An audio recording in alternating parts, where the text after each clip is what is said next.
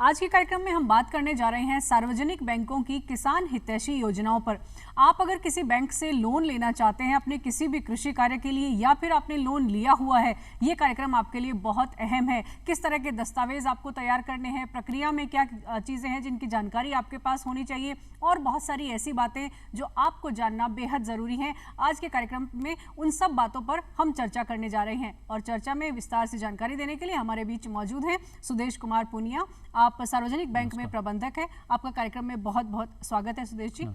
सुदेश जी, सबसे पहले तो हम किसान साथियों के लिए यही जानना चाहेंगे कि सार्वजनिक बैंक किस तरह से किसानों की मदद करते हैं, किस तरह से उनके हितैषी बनकर वो साथ खड़े रहते हैं। जी बिल्कुल, जैसे कि अपने सभी को पता है कि भारत एक कृषि प्रधान देश है और कृषि प्रधान देश में जब तक किसानों के हित की बात नहीं होती तब तक वो वाजिब नहीं है। तो किसानों को सुदृढ़ बनाने के लिए भारत सरकार के द्वारा, केंद्र सरकार के द्वारा विभिन्न प्रकार की योजनाएं संचालित की जाती है ताकि किसान जो है वो उन योजनाओं का लाभ ले सके। और प्रॉपर लाभ तभी ले सकता है जब उसके पास धन की पूर्ति हो और वो धन जो होता है वो लोन के माध्यम से बैंकों से ले सकता है। सार्वजनिक बैंक जो है वो अपने अहम रोल अदा कर रहे हैं। उसका मैं एक आपको थोड़ा सा फैक्ट बताता हूँ। जैसे 1952 में जब भारत आज़ाद हुआ उस वक्त सारी प्राइवेट बैंकें थी, तो ग्रामीण क्षेत्र में सिर्फ 500 के करीब शाखाएं थी और प्राइवेट बैंक जो होती है वो अपना मुनाफा कमाने के लिए सिर्फ शहरी क्षेत्र में ही अपने व्यापार को फैलाती है। सार्वजनिकरण होने के बाद आज जब हम देखते हैं तो लगभग 52,000 शाखाएं जो है सार्वजनिक बैंकों की वो ग्रामीण स्तर पे काम कर रही है, गांव-गांव में खुली हुई है, किसानों को आपस में जोड़ रही है। और जब लोन की बात करते हैं तो लगभग 11 लाख करोड़ राशि जो है वो किसानों को एग्रीकल्चर सेक्टर में दी गई है। कुछ सरकार के द्वारा भी मापदंड बनाए गए हैं, जैसे प्रायोरिटी सेक्टर, प्राथमिकता क्षेत्र बनाए गए हैं। प्राथमिकता क्षेत्र का मतलब ये होता है कि कोई भी बैंक है जब वो अपना लोन करती है, 100 रुपए का लोन करे तो उसमें से 40% या 40 रुपए जो है वो प्राथमिकता क्षेत्र में दिया जाना चाहिए और प्राथमिकता क्षेत्र में ये कृषि उसका एक हिस्सा है। हम सबसे अहम जो किसानों की योजनाएं हैं, किसान क्रेडिट कार्ड, लगभग हर किसान साथी किसान क्रेडिट कार्ड बनवा चुका है या फिर बनवाना चाहता है। तो इस योजना के तहत बैंकों की क्या भूमिका होती है ताकि किसान उनको समझ सके और जिन्होंने किसान क्रेडिट कार्ड नहीं बनवाया है या इसके फायदे नहीं लिए वो इसके फायदे ले सके। बिल्कुल, जब हम सबसे महत्वपूर्ण योजना की बात करते हैं तो किसान क्रेडिट कार्ड है। इसकी शुरुआत 1998 में भारत सरकार के द्वारा की गई और करने के पीछे मकसद ये था कि देखते हैं कि जब भी किसान अपनी उपज लेता है, उपज लेने के बाद उसको जब बेचता है तो अधिकतर हिस्सा जो है वो ब्याज चुकाने में लगा देता है, मनी लेंडर्स को या जहां से उसने उधार लिया आड़तियों से। तो जो प्रॉपर जो फायदा मिलना चाहिए था किसान को तो वो मिल नहीं रहा था। इसके लिए इसकी शुरुआत की गई ताकि किसान अपनी जो बेसिक ज़रूरतें हैं फसल को उगाने के लिए है, खाद बीज वगैरह लाने के लिए है या कोई भी फार्म इम्प्लीमेंट खरीदना चाहता है तो केसीसी के माध्यम से उसको लेके और खरीद सकता है। किसानों को इसके साथ ही इसके माध्यम से 3 लाख रुपए तक की राशि पे 3% का जो अनुदान है, सबवेंशन जो है वो भारत सरकार के द्वारा दिया जा रहा है। आज लगभग 90% किसान जो है वो इस योजना का फायदा ले रहे हैं। लेकिन फिर भी मैं किसानों को बताना चाहूंगा कि इस योजना का प्रॉपर आप यूटिलाइजेशन लेने के लिए साल में 2 बार जो है ब्याज की प्रक्रिया उससे गुजरना चाहिए ताकि अनुदान जो 3% सबवेंशन वो आता रहे। उसके पीछे यही है कि साल में अगर 365 दिन में किसान का खाता रोल ओवर है, किसान की भाषा में अपन समझे तो नया पुराना खाता करवा दिया। नया पुराने का मतलब ये है कि जितना रिन्यू करवा देना, बिल्कुल रिन्यू करवा देना बोलते हैं। या फिर किसान ने मान लो 1 लाख रुपए लिए है और उसका जो ब्याज बन रहा है मूलधन प्लस ब्याज अगर किसान जमा करवा देता है और अगले दिन वापस निकालता है तो उसका खाता नया पुराना हो जाता है, बिल्कुल रेगुलर चल रहा होता है। और जिनका खाता रेगुलर चल रहा होता है उनको 3% की छूट जो है वो केंद्र सरकार के द्वारा, भारत सरकार के द्वारा दी जाती है। कहने का मतलब ये कि जिस किसान साथी ने किसान क्रेडिट कार्ड बनवाया हुआ है और अगर वो उसका बेनिफिट ले रहा है तो साल के अंत में जो भी प्रक्रिया होती है उसमें बैंक से संपर्क कर लेना चाहिए ताकि उसे बेनिफिट मिल सके। जी बिल्कुल, साल में 2 बार संपर्क करना चाहिए ताकि अगर कुछ दिन आगे पीछे भी हो जाए तो किसान को पूरा लाभ मिलता रहे, क्योंकि 3 लाख रुपए तक की राशि पे 9,000 रुपए प्रति वर्ष जो है वो किसान को अनुदान जो भारत सरकार के द्वारा दिया जाता है। दूसरा, हाल ही में केंद्र सरकार के द्वारा, भारत सरकार के द्वारा अनिवार्य कर दिया गया है कि कोई भी योजना का लाभ अगर हम लेते हैं तो उसके लिए आधार कार्ड जो है वो आपके बैंक खाते से लिंक होना चाहिए। ये वही जो केवाईसी लिंक करना है आपको आधार और अपना बैंक, ये वही जानकारी आप दे रहे हैं? जी बिल्कुल, केवाईसी का एक पार्ट होता है आधार कार्ड और आधार कार्ड मैंडेटरी, हर योजना का लाभ लेने के लिए आधार कार्ड मैंडेटरी है। अगर कोई किसान भाई ने अपना खाता जो है वो आधार कार्ड से नहीं जुड़वा रखा है तो वो भी आधार कार्ड से जुड़वाएं, ताकि 9,000 की जो छूट है वो राशि जो है वो प्रॉपर आती रहे। जी जी, केवाईसी इसमें केसीसी में कुछ अमेंडमेंट भी हुआ है अभी, ताकि उसके फायदे ज्यादा ले सके किसान। तो अमेंडमेंट के बारे में भी हम जानना चाहेंगे कि और कौन कौन से फायदे हैं जो किसान क्रेडिट कार्ड से किसान ले सकते हैं। जी बिल्कुल, किसान खेती बाड़ी के साथ जब एलाइड एक्टिविटी जो है वो उनमें ज़्यादा भागीदारी निभाएगा, तभी किसान जो उचित लाभ ले सकता है। क्योंकि समय के साथ हम देख रहे हैं कि ज़मीन का आकार जो छोटा होता जा रहा है। आज 85% किसान भारत में ऐसे हैं जो लघु व सीमांत की श्रेणी में आते हैं, यानी कि 2 हेक्टेयर से कम जमीन है।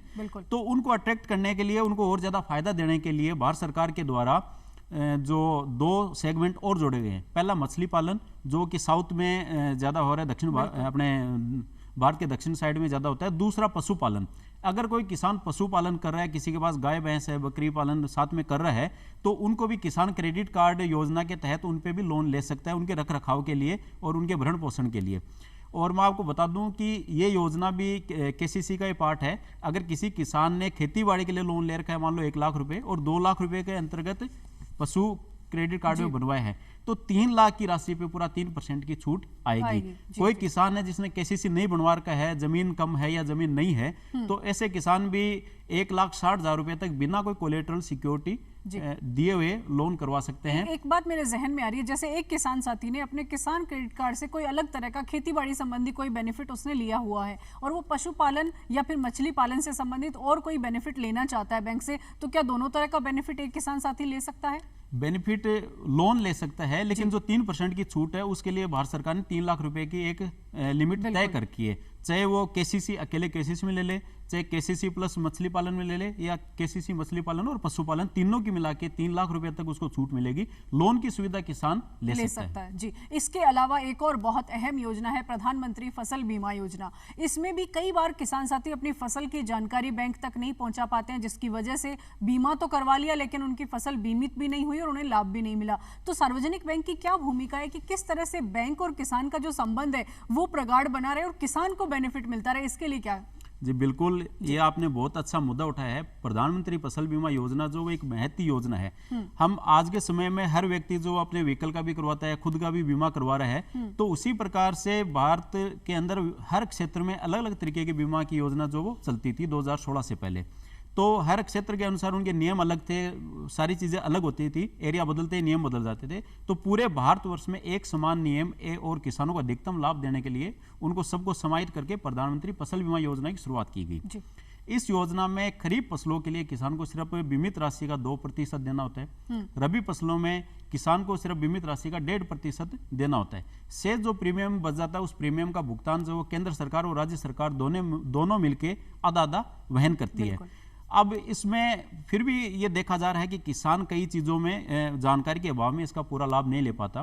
तो मैं 1-2 चीज़ें बता दूं। सबसे पहले तो जुलाई के महीने में खरीफ के लिए और रबी के लिए दिसंबर महीने में 31 दिसंबर और 31 जुलाई जो होती है वो कट ऑफ डेट होती है। उससे पहले किसान को बैंक में संपर्क करके अपनी बोई हुई फसल का ब्यौरा देना चाहिए, ताकि सही फसल, जो फसल आपने बोर की उसी फसल का बीमा किया जाए। हो सकता है कि आपने जो गिरदावरी दे रखी है या पूर्व के वर्ष में आपने जो दे रखी है फसल, बैंक को आपने सूचित कर रखा है और इस बार आपने बदलाव कर लिया, क्योंकि हम देखते हैं कि अमूमन किसान जो हर साल बदलता रहता है। पिछले वर्ष 5 बीघा में गेहूं कर रखा था, लेकिन हो सकता है इस बार 4 बीघा में गेहूं कर लिया। तो सबसे पहले तो किसान को अपनी जो बोई गई फसल है उसका ब्यौरा जो वो देना चाहिए। दूसरा, इसमें जो मैंने अभी पहले इंकित किया था कि आधार कार्ड जो आपके खाते से लिंक होना चाहिए। तीसरा है कि अगर हमने ये दोनों चीज़ें सही तरीके से कर ली और उसके बाद बेमौसम बारिश या किसी वजह से अपना नुकसान हो गया है, तो उसके लिए भी गाइडलाइन तय है कि एक निर्धारित समय में ही आपको सूचित करना होता है। सूचित करने के लिए बीमा कंपनी जो अधिकृत है उसके टोल फ्री नंबर पे आप सूचित कर सकते हो, या जिस बैंक से आपने करवाया उस बैंक में लिखित में आप सूचित कर सकते हो, या एग्रीकल्चर डिपार्टमेंट को कर सकते हो। और आजकल ऑनलाइन का जमाना है, तो क्रॉप इंश्योरेंस ऐप है, उस ऐप के माध्यम से 72 घंटे के अंदर आपको अपने खराबे की सूचना देनी होती है।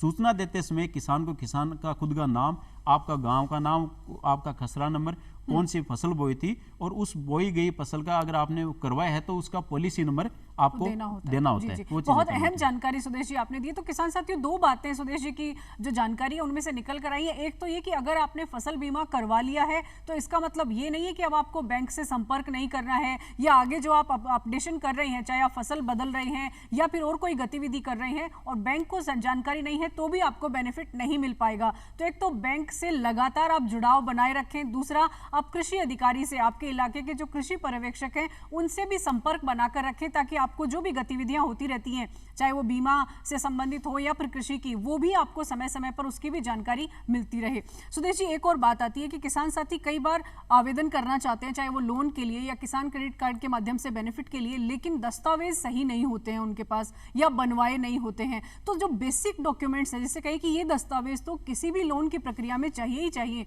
वो कौन कौन से दस्तावेज जी बिल्कुल, दस्तावेज के बाद अपन बात करें तो सबसे महत्वपूर्ण आधार कार्ड, उसका वोटर आईडी कार्ड होना चाहिए। दूसरा, जिस बैंक से आप लोन की सुविधा लेना चाहते हो वहां आपको अपना बचत खाता होना चाहिए। तीसरी चीज जमीन के दस्तावेज, क्योंकि किसान कोई भी लोन लेगा तो उसमें जमीन महत्वपूर्ण होती है। जमीन के आधार पे ही आपको लोन दिया जा रहा है, चाहे आप किसी भी फैसिलिटी को लो, क्योंकि 1,60,000 तक तो कोलेटरल फ्री है, लेकिन 1,60,000 के बाद आपको कोलेटरल सिक्योरिटी जो है किसान को देनी पड़ती है। तो उसमें किसान के पास जो कोलेटरल सिक्योरिटी होती है वो जमीन ही होती है। तो जमीन के दस्तावेज आपके पास, उसकी जमाबंदी होनी चाहिए, गिरदावरी होनी चाहिए, गिरदावरी 2 साल की, और वो नक्शा होना चाहिए। तीसरी चीज़ है कि आप किसी प्रोजेक्ट के रिगार्डिंग आप लोन लेना चाह रहे हो तो उसकी प्रोजेक्ट रिपोर्ट आपके पास होनी चाहिए। अगर पोली हाउस के रिगार्डिंग आप लोन ले रहे हो तो उसके लिए आपके पास मिट्टी पानी की जांच होनी चाहिए। तो ये मुख्य दस्तावेज हैं। चौथा, आप ये मान लें कि कृषि संयंत्रों के लिए अगर हम लोन ले रहे हैं तो उसकी कृषि संयंत्रों की कोटेशन होनी चाहिए हमारे पास। मतलब जो भी जिस भी तरह की आपको सुविधा चाहिए उसकी रिक्वायरमेंट जिसे हम कहें जी बिल्कुल, ये चीज मुझे चाहिए, हाँ, वो दस्तावेज उसके अकॉर्डिंग बदलते रहते हैं, लेकिन मूल जो है वो आधार कार्ड, पैन कार्ड और उसके अलावा आपके जमीन के दस्तावेज जो है वो ये मुख्य। तो दो बातें अहम है किसान साथियों, इसको भी आप समझ लीजिए कि एक तो आधार कार्ड अगर आपने नहीं बनवाया है तो सबसे पहले आधार कार्ड बनवा लीजिए। दूसरा पैन कार्ड, जिसकी कि आपको बैंक की जितनी भी प्रक्रिया है उसमें जरूरत पड़ेगी, पैन कार्ड भी अपना बनवा लीजिए। और बैंक के कौन कौन से दस्तावेज आपको चाहिए, इसके लिए बैंक भी आपकी मदद कर सकता है। आप बैंक में जाकर भी जानकारी ले सकते हैं। एक और बात मेरे जहन में आ रही है जब दस्तावेजों की बात आ रही है, कई बार किसान साथी, जैसे राजस्थान की हम बात करें तो राज किसान साथी पोर्टल है, जिस पर रजिस्ट्रेशन के बाद वो जितनी भी योजनाएं हैं राजस्थान सरकार की, वो बेनिफिट उसका ले सकते हैं। जो किसान साथी इस पोर्टल पर रजिस्टर्ड नहीं है, क्या उनको भी कोई और जैसे योजना लेनी है तो उनको बैंक से सुविधा मिल सकती है या उनका रजिस्टर्ड होना जरूरी है? जी बिल्कुल, दोनों चीजें अलग अलग हैं जी। राज किसान साथी पोर्टल जो है वो राजस्थान सरकार का है। केंद्र सरकार और राजस्थान सरकार कृषि विभाग और उद्यान विभाग के माध्यम से जो भी किसानों के लिए जो योजनाएं संचालित करती है, जैसे फार्म पॉन्ड की है, तारबंदी की है, जल हौज की है, कृषि संयंत्रों पर अनुदान है, जो किसान को डायरेक्ट अनुदान दिया जाता है। चाहे किसान उसमें लोन ले किसी बैंक से या ना ले, जो अनुदान है वो उनके डायरेक्ट खाते में आता है। उसके लिए राज किसान साथी पोर्टल बनाया गया है कि जो किसान है वो डायरेक्ट उसमें आवेदन कर सकता है उन योजनाओं के लिए। दूसरा सेगमेंट जो है वो बैंक का लोन का पार्ट है। बैंक का लोन का अलग प्रक्रिया है। अगर नाबार्ड के माध्यम से कोई योजना का संचालन किया जा रहा है तो आपको नाबार्ड के माध्यम से उस किसान को बैंक तक आना होता है। और बहुत सारी योजनाएं अपन इस प्रकार से देखते हैं कि नाबार्ड द्वारा संचालित की जाती है, लेकिन ऑनलाइन आवेदन ना करके किसान को बैंक में लोन के लिए आवेदन करता है, और जब उसका लोन स्वीकृत हो जाता है तो बैंक ही अपने पोर्टल के माध्यम से सब्सिडी के लिए नाबार्ड में या जो एजेंसी जो दे रही है उसमें क्लेम करती होती है। तो राज किसान साथी और इसमें किसान को नहीं उलझना चाहिए। अगर लोन के लिए आपको आवेदन करना है और ऑनलाइन प्लेटफॉर्म पे अगर करना चाहते हो तो आज के समय में हर बैंक जो है वो अपने डिजिटल प्लेटफॉर्म के माध्यम से भी आवेदन स्वीकार कर रही है। तो आप उसके माध्यम से आवेदन कर सकते हो और आपको अपने एरिया की ब्रांच से सिलेक्ट करनी होती है। चयन करने के बाद उस संबंधित ब्रांच में आप संपर्क कीजिए और जो आवश्यक दस्तावेज है उनकी आप पूर्ति कीजिए, तो लोन की प्रक्रिया कंप्लीट हो जाएगी। डिजिटल सिस्टम को समझना किसान के लिए बेहद जरूरी है। आप मोबाइल लगभग सभी के पास है और आजकल तो किसान साथी लैपटॉप भी रखने लग गए हैं। आप जो भी दुनिया भर की जानकारी रखते हैं उसके अलावा अपने काम की जानकारी के लिए भी नॉलेज बढ़ाइए, ताकि आपको समय पर जो भी आपकी योजना का लाभ लेना चाह रहे हैं वो लाभ आपको मिल सके। एक और अहम बात आपसे जानना चाहूंगी, एफपीओज किसान साथी मिलकर बना रहे हैं और एफपीओ में एक किसान साथी नहीं, किसानों का समूह है जो कि लोन के लिए अप्लाई कर सकता है। तो इसकी प्रक्रिया क्या अलग होगी और इसके लिए कैसे लोन में सार्वजनिक बैंक मदद करता है? जी बिल्कुल, आज के समय सबसे जो अच्छी बात है वो एफपीओ की होती है, क्योंकि हम देखते हैं किसान को उसकी उपज का उचित मूल्य नहीं मिल पा रहा है। तो उसके लिए भारत सरकार ने एफपीओ का गठन किया और ये लक्ष्य रखा कि अगले कुछ वर्षों में 5 वर्षों में 10,000 एफपीओ जो है वो पूरे भारतवर्ष में बनाए जाएंगे। ये कंपनी के तहत, रजिस्टर्ड कंपनी के तहत इनका रजिस्ट्रेशन होता है और जो भी इसके किसान जो मेंबर होते हैं वो शेयर होल्डर होते हैं, तो वो अपनी उपज का खुद मूल्य निर्धारित कर सकते हैं। एफपीओ का गठन जो है वो नाबार्ड के माध्यम से होता है। एक समूह है कि किसान मिलके अपनी कुछ राशि खुद जमा करते हैं, उतनी जमा एक समय 6 महीने का समय रहता है, उसके बाद जो है वो नाबार्ड में उसको रजिस्ट्रेशन करवाते हैं। जितनी कैपिटल उन किसानों के पास होगी उतनी ही भारत सरकार जो है नाबार्ड के माध्यम से देती है। आप अपनी गतिविधियों को संचालित आगे करने के लिए फिर लोन के प्रक्रिया के लिए आप आवेदन कर सकते हो बैंकों में। जो भी गतिविधि आप कर रहे हो या आप कोई कृषि संयंत्र खरीदना चाहते हो सकता है कि आप बीज जो है वो कहीं और से के लिए कोई यूनिट प्रोसेसिंग के लिए यूनिट लगाना चाह रहे हो या बीज खरीदना चाह रहे हो, तो आप लोन की प्रक्रिया के लिए बैंकों में आवेदन कर सकते हैं। किस तरह के दस्तावेज चाहिए, क्योंकि एक किसानों का समूह उसमें जुड़ा हुआ है? जी बिल्कुल, उस जैसे मैंने आपको बताया कि एक रजिस्टर्ड कंपनी है, तो 6 महीने आपने उस कंपनी को चला लिया तो उसके आपकी बैलेंस शीट जो होगी, कितनी कैपिटल आपके पास है, कितने किसान आपसे यहाँ पे जुड़े हुए हैं और कौन सी गतिविधि के लिए आप लोन लेना चाहते हो, तो उसके ब्यौरे के आधार पे आपको लोन की सुविधा बैंकों के द्वारा दी जाती है। जी, एक पीएम कुसुम योजना के बारे में भी जानना चाहेंगे। पीएम कुसुम योजना के तहत भी अगर किसान सोलर प्लांट लगाना चाह रहा है अपने यहाँ, तो फिर सार्वजनिक बैंक कैसे मदद कर सकता है उनकी? जी बिल्कुल, सार्वजनिक बैंक जो है वो पीएम कुसुम कंपोनेंट में लोन की सुविधा दे सकती है। पीएम कुसुम में किसानों के लिए 2 कंपोनेंट होते हैं। एक सोलर वाटर पंप ले सकते हैं जिसमें 7.5 HP तक का जो होता है वो कृषि विभाग और उद्यान विभाग के द्वारा अनुदान पे दिया जाता है। शेष बची जो राशि है उस पर किसान जो है वो अपना लोन की सुविधा ले सकता है। उसके लिए आपके पास ट्यूबवेल है, उसका ट्यूबवेल का प्रमाण पत्र देना पड़ता है, आपकी जैसे मैंने आपको बताया आधार कार्ड, पैन कार्ड देना पड़ता है, स्वीकृति जो कृषि विभाग से होती है वो स्वीकृति देनी पड़ती है। ये तो है अपने सोलर वाटर पंप के लिए। दूसरी चीज है कि किसान की जमीन है, बंजर भूमि है, उपजाऊ नहीं है, उस पे अगर सोलर प्लांट लगाना चाहता है तो उसके रिगार्डिंग तो किसान 0.5 मेगावाट से लेके 2 मेगावाट तक का लगा सकता है, जिसकी कॉस्ट अपन माने 2 मेगावाट की तो लगभग 8 करोड़ के समथिंग आती है। इसमें 75% जो राशि है उस पे बैंक आपको लोन कर सकती है। 25% जो राशि है वो मार्जिन मनी के रूप में किसान को खुद को करनी होती है। तो ये भी एक अच्छी चीज है कि आजीविका का किसान को एक अच्छा साधन है, क्योंकि अगर 8 करोड़ की राशि किसान के पास है तो वो किसान नहीं है, और जो किसान है उसके पास 8 करोड़ या 10 करोड़ की राशि हो नहीं सकती, तो बैंक आपको वो एक स्टेप आगे बढ़ने के लिए दे रही है, अपनी आजीविका को आगे बढ़ाने के लिए। तो एक बात और मेरे जहन में आ रही है, जैसे बहुत सारी योजनाएं हैं और किसान साथी एक से ज्यादा योजनाओं का लाभ लेना चाह रहे हैं लोन के जरिए, तो अधिकतम कितने योजनाओं के लिए लोन ले सकता है? इसमें भी क्या कोई सीमा है कि इतने तक का ही लोन किसान को मिल सकता है? नहीं, बिल्कुल ऐसी कोई सीमा नहीं है कि किसान इतनी राशि तक ले सकता है। किसान की इच्छा है, वो निर्भर करता है कि आप जो कोलेटरल सिक्योरिटी दे रहे हो वो कोलेटरल सिक्योरिटी आपकी कितनी है, क्योंकि बैंकें ये मानती है कि लगभग 100% कोलेटरल सिक्योरिटी के बराबर लोन करती है। आप कितनी भी स्कीम उसके अंतर्गत आप ले सकते हो सकता है कि आप जिस स्कीम में लेना चाह रहे हो, जैसे एक मैं आपको उदाहरण दूं, एग्रीकल्चर इंफ्रास्ट्रक्चर फंड जो जुलाई 2022 में भारत सरकार के द्वारा शुरू किया गया। इसके पीछे उद्देश्य यह था कि किसान अपनी फसल तो ले लेता है, लेकिन उसके बाद पोस्ट हार्वेस्ट जो लॉस है वो बहुत ज्यादा हो रहे हैं, 25% तक हो रहे हैं। तो किसान क्यों ना अपने खेत में ऐसे बाय प्रोडक्ट बनाने के लिए प्रोसेसिंग यूनिट लगाए, तो वो unit one district one product जो स्कीम है। जी बिल्कुल, वन डिस्ट्रिक्ट वन प्रोडक्ट भी इसी का एक हिस्सा है, जिसमें एक फसल को चिन्हित किया गया। जैसे सिक्कर की बात करें तो प्याज है, नागौर की बात करें तो नागौर में मेथी है, बीकानेर में मूंगफली है, उसमें हाँ उस डिस्ट्रिक्ट में जो सबसे ज्यादा जो फसल हो रही है उसको चिन्हित किया गया। उसकी प्रोसेसिंग यूनिट लगाने के लिए किसान के पास इतनी कोलेटरल सिक्योरिटी नहीं होती, तो एग्रीकल्चर इंफ्रास्ट्रक्चर फंड में 2 लाख रुपए तक 2 करोड़ रुपए तक की जो है राशि है उस पर कोलेटरल फ्री दिया जाता है, और उसमें जो सीजीटीएम में ऐसी कवरेज एक होता है जो किसान को बेयर करना पड़ता है, एक कुछ नॉमिनल राशि। इसके लिए वो बैंक से संपर्क कर सकते हैं, अपने एरिया का जो भी सार्वजनिक बैंक है वहां से संपर्क कर सकते हैं। एक बात और जाते जाते आपसे जानना चाहेंगे, कई बार बैंकों के नाम पर फ्रॉड बहुत हो जाता है। कई बार कॉल आता है कि फलाने बैंक से हम बोल रहे हैं और ये आप पासवर्ड बताइए हमें, आपका ATM नंबर बताइए,